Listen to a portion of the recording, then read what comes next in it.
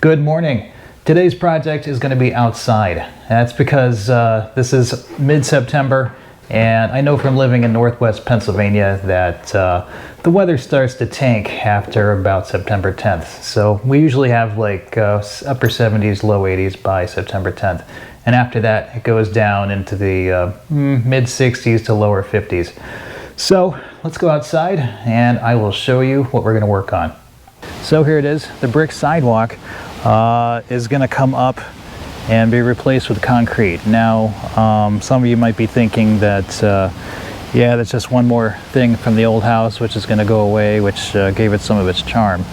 And I'm with you on that. I wish it would stay, but it's not totally my decision. It's the city back in 1990, they had this campaign for switching out all the sidewalks in town to be turned into concrete.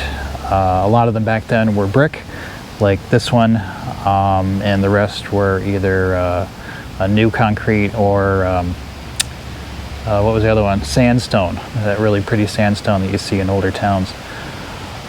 So quite a lot of houses got changed out, and not for a really good reason, because they said they were going to put a lien on people's property and if they didn't follow through with this project that they were forced to do. And that was really a tough decision or a tough thing to do for a lot of people, because they had, you know, they might have just had enough money to own their house and pay the taxes, but not put another $500–600 into redoing the concrete sidewalk in front of their house. So that didn't last very long, thank goodness, and the city kind of folded on that idea.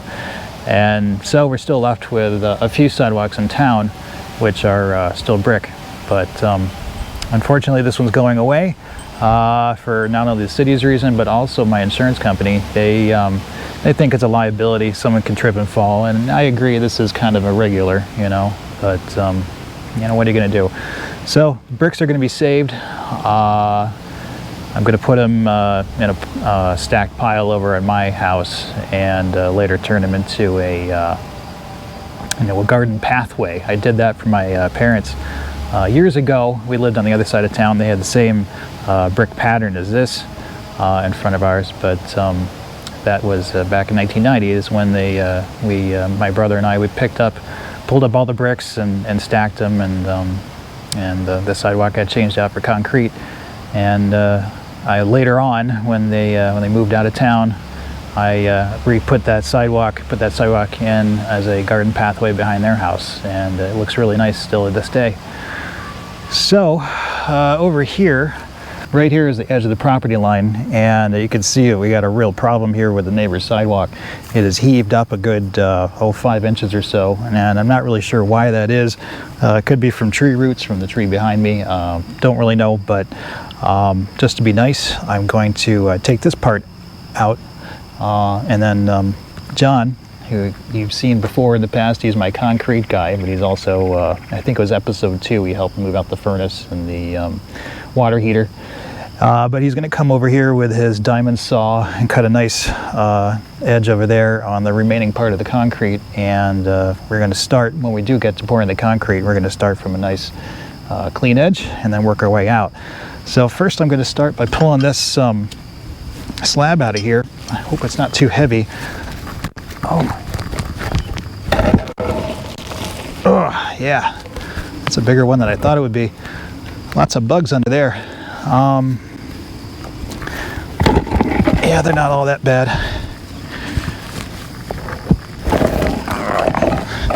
Ooh, got a squirrel stash over here. Yeah, so I can see this is what happened. There's a giant tree root right here. And now I can start by pulling out some of these bricks. I got kind of an easy way to start here. So I'm just using my hammer.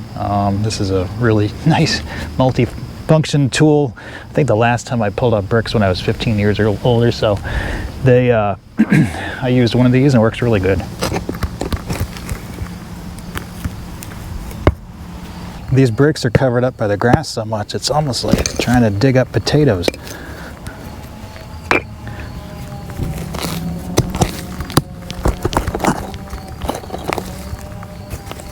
got a pretty good pile of bricks started here, so I'm just going to pick them up and put them into the wheelbarrow.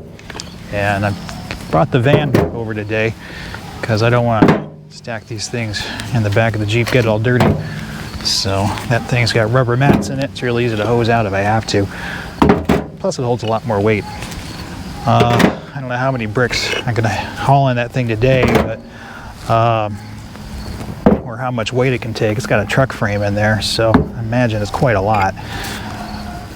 But this sidewalk is about 52 feet long. I think that's what the surveyor said. So I see a few thousand bricks in my future. Be a lot of moving today.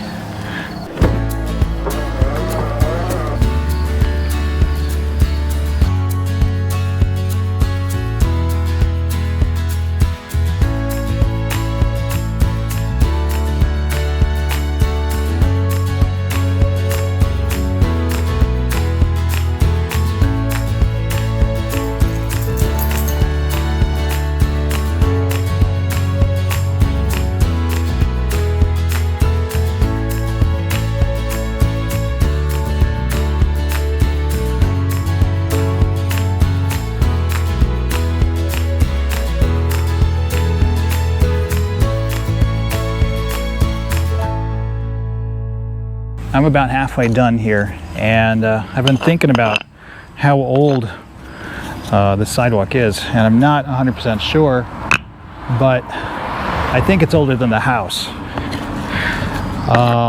This property and the one behind the van were all one at one time. It was owned by a church, which used to be over there in the corner, and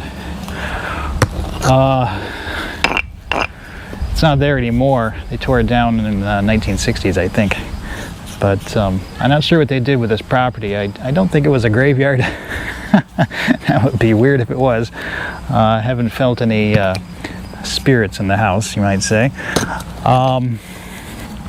So I think this was part of, the sidewalk was done at the same time the one over there was, which had the same pattern on it. And all the sidewalks in town were mostly done around 1900. We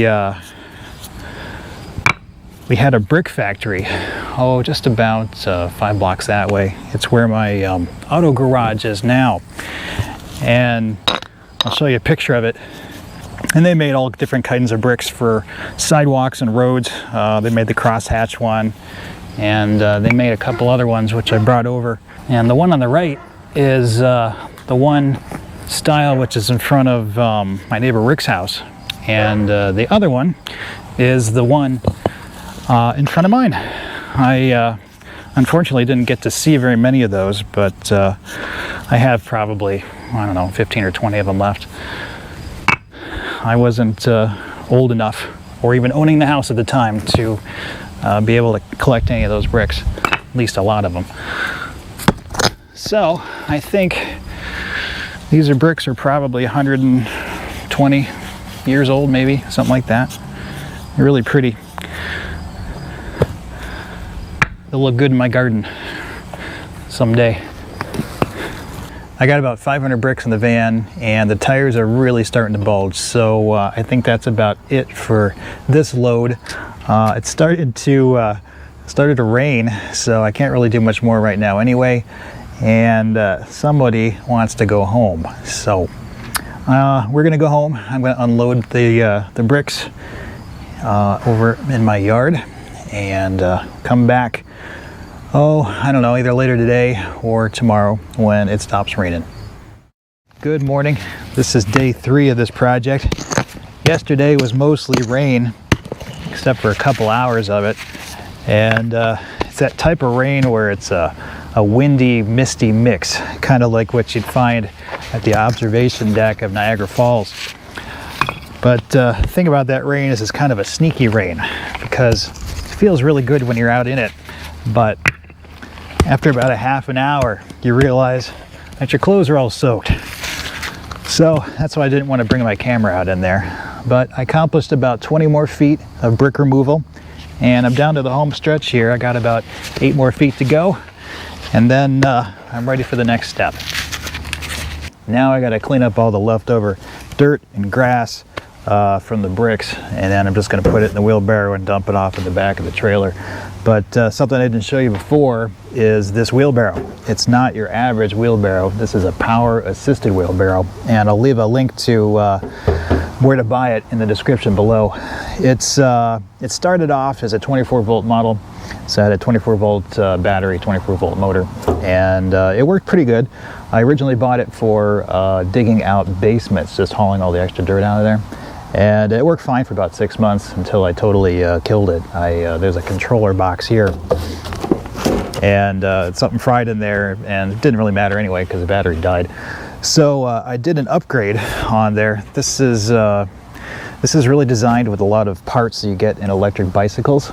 So it's got a throttle control here with a gauge on it, which tells you how much battery life's in there, and a forward reverse button.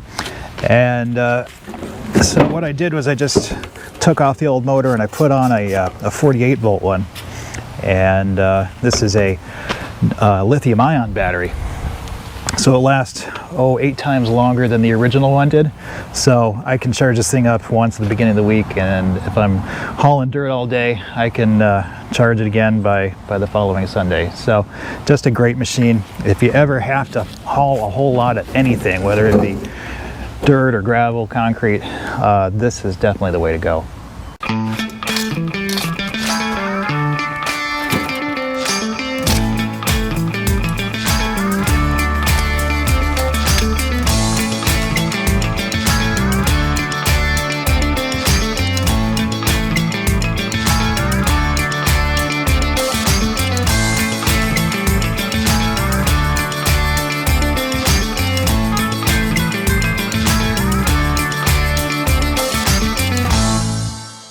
As I was shoveling the dirt off the trailer, I realized that this is the second time in the same hour that I shoveled the exact same dirt. This was not a very well thought out plan. The dirt's only going down the hill maybe 1, 2, 3 houses. That's where the dump pile is at.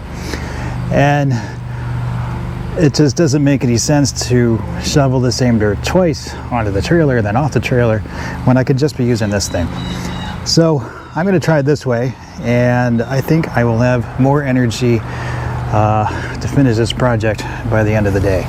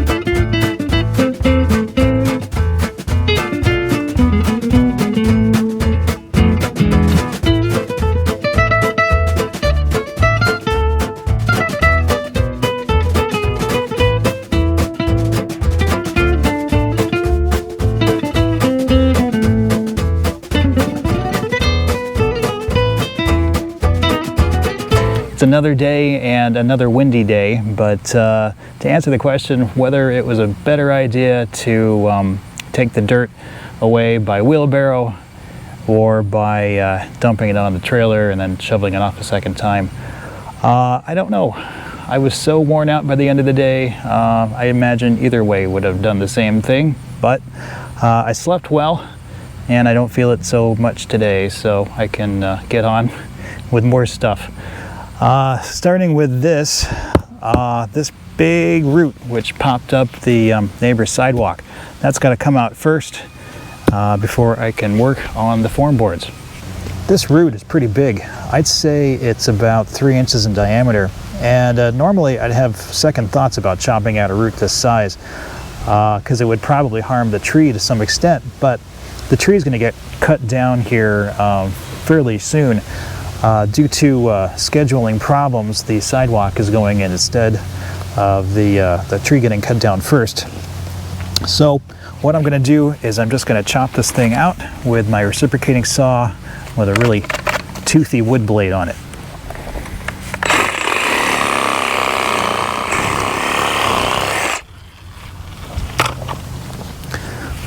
Let's see if I got it.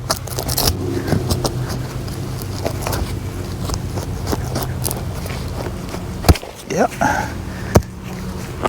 It's free there. I got a couple more spots to pull out.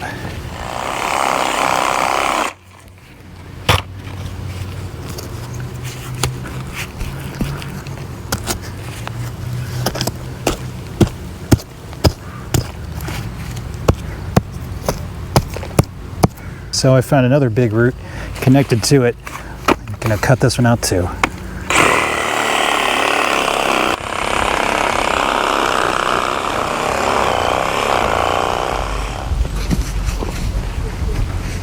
Holy goodness. Like the mega root. That did not go the way I wanted it to. The blade on my saw is just way too short to cut through that root. The thing has got to be at least 6 inches diameter. So anyways, my neighbor John came over here with his chainsaw, and in just a few minutes he's going to chop right through that, and hopefully we can get this whole root out of here.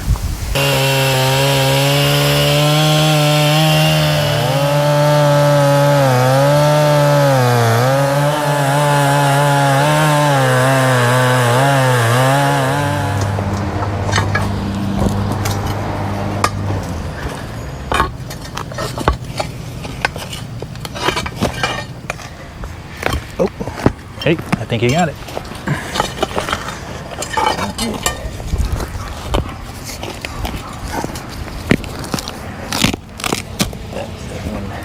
Oh yeah, down there.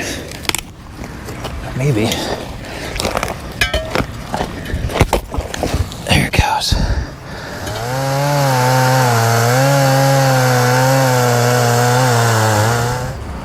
Have we decided if it was a woolly mammoth or a T-Rex? No.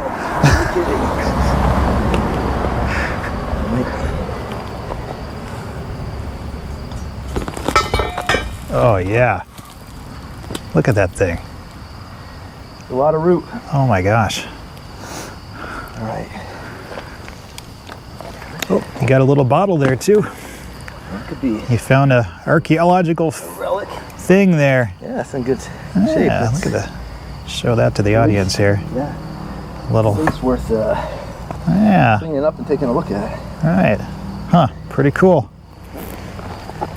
I'm just gonna Yeah. swap this. Just throw it over there. Look at the size of this root. It's like a small tree. No wonder that concrete got raised up so much. John came back a few minutes later with his diamond concrete saw to trim up the edge of the sidewalk. What he's doing now is he's scoring over the chalk line that we snapped a few minutes earlier. If he didn't do this step, the chalk line would blow away from the wind created by the saw blade or get covered up by the dust produced by cutting into the concrete. Most of the unwanted concrete pieces easily come off. Though, with a little light persuasion from a hammer, it helps to break off the last piece. Now John starts cutting a clean line along the asphalt on the driveway apron. This stuff is about half as thick as the concrete sidewalk, so he can cut through it a whole lot faster. After a few good tugs, he separates the unwanted piece and breaks it up into manageable pieces for easy removal. Before I start putting in the form boards, I want to check the elevation between both the neighbors' sidewalks. I take a string line from one end and attach it all the way over to the other. Then I check the point where the sidewalk goes to the house. Looks like it's low by about 3 inches. To correct this, I hammer in another stake and wrap the string around it to the height of the sidewalk. Now I have a guide to follow along when installing the form boards. I hammer in the first form board stake just below the height of the string. Then I hold the form board to the height of the string and attach it to the stake with a deck screw. I repeat the same process over on the other side of the board. There needs to be some support in the middle, so I hammer in a stake every 4 feet and secure it with a deck screw. The new sidewalk's going to be a little bit smaller than the last one. It was 5 feet before, and now I'm taking it down to 4.5 feet. 4 feet is really the actual standard width for today in this area, but I don't want to go that small. So you can see I brought the forms in just a little bit, so I still have to contend with this little bit of gap here. So instead of continuing the forms on from this down and still having a gap to fill in later, I'm just going to stop it with this block here and then pick up again on the other side of the sidewalk. So I'm just going to chop out a little bit of the dirt here. And put in my block. And this will prevent any concrete from backfilling behind the form and getting away from me.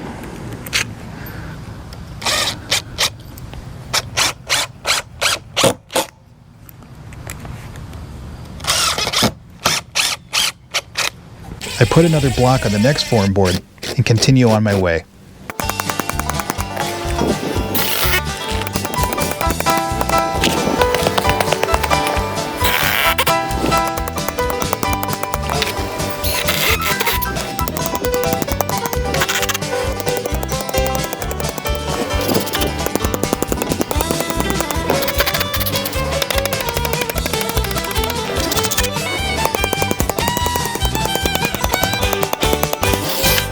I'm just about done with the other side of the forms. You didn't miss much. It's really done exactly the same way as the first side.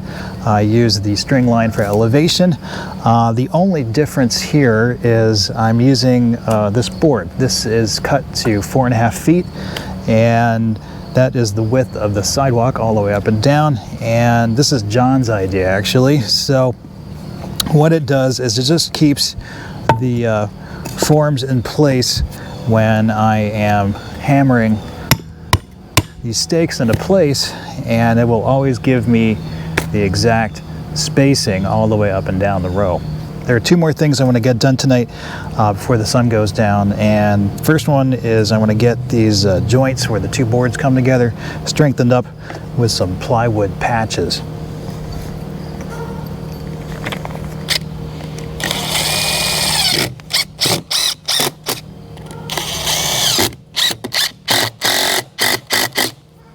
Last thing I got to do tonight is get rid of this extra dirt that was where the big tree root was at, and I'm just shoveling it and putting it off to the side where there's a little extra space behind these form boards.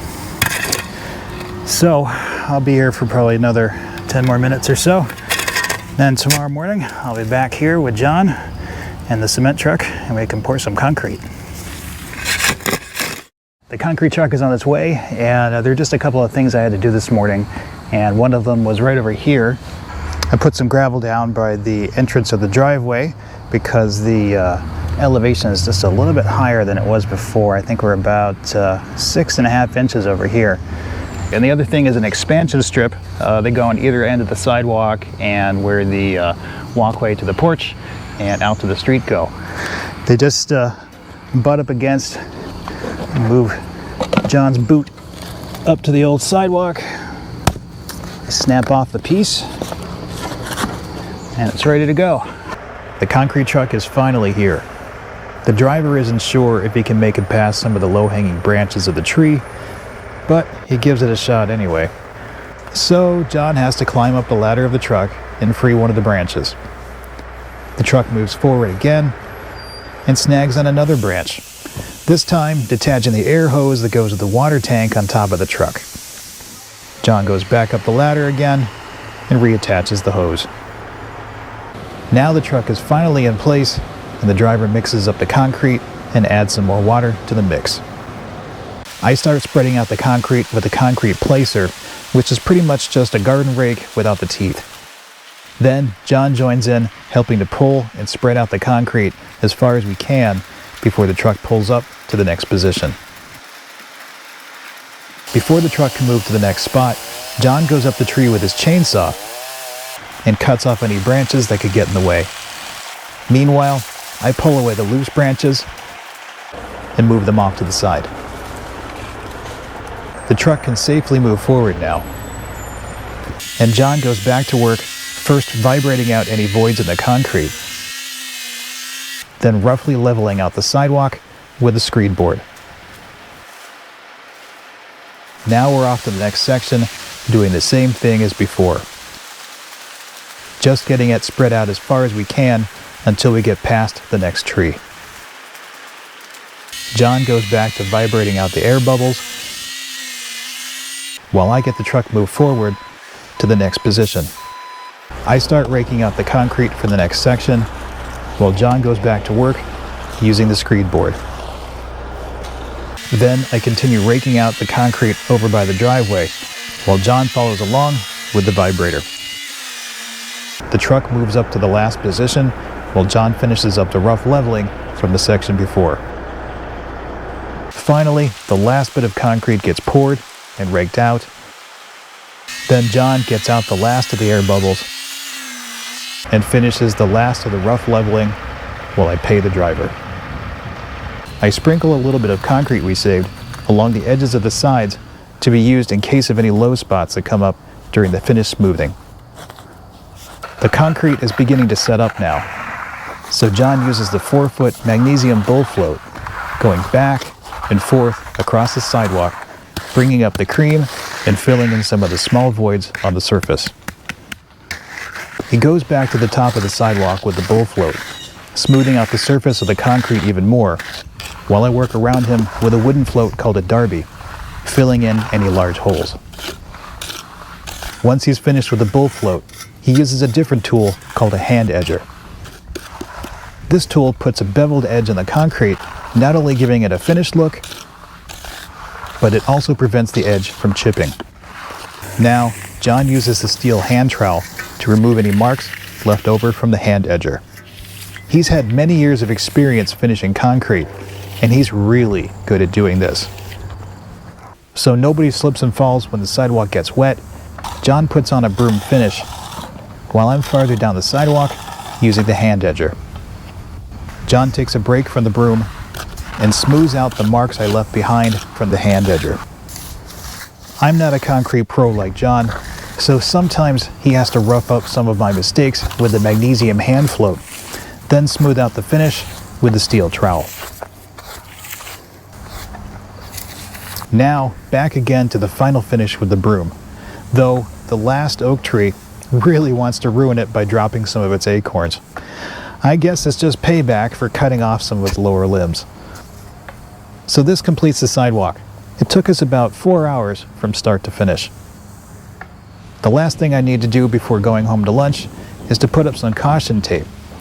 I do not want anyone walking on the sidewalk for the next 24 hours. It's been a couple days now since the sidewalk got poured, and it's time to take the forms out. At least that's what I should be doing, but I got some help here, which is blocking me. But after I get the forms out, John will be over here with his diamond saw, and he's going to cut some relief cuts every 4.5 feet or so, all the way down the sidewalk. Can I get back to work now, please? 4 days later, John and I measured off the sidewalk and decided to put the relief cuts in every 4 feet. We placed marks on both sides of the sidewalk and snapped a chalk line at every point all the way down to the bottom. Absolutely, yeah. Then we snapped a line for the little piece of concrete apron by the driveway. This is John's other concrete saw. It's a walk-behind saw specifically designed for cutting relief cuts in concrete. It has a guide wheel out front that helps visually guide the saw for perfectly straight cuts. It does create a lot of dust, so I definitely recommend wearing a dust mask while using it. Check out those perfectly cut joints. That saw does a really great job.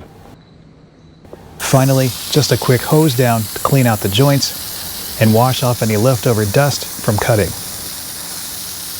That's it. The sidewalk is all finished and it looks great.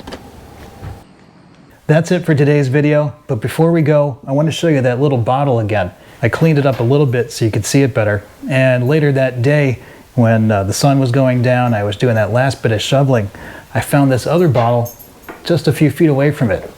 It doesn't quite match, but it probably had the same thing inside. I don't know if it was aspirin or heart pills or whatever, but those are pretty neat little finds. We both want to thank all the new subscribers. Since the last video, 100 more of you have signed up, It's just unbelievable. This channel would be nothing without you guys, so thank you all for subscribing. If you like this video, hit the thumbs up button. If you want to see more videos like this, or you haven't subscribed yet, hit the subscribe button, and don't forget to ring the notification bell so you know when the next video is going to come up. Caesar and I, we'll see you next time.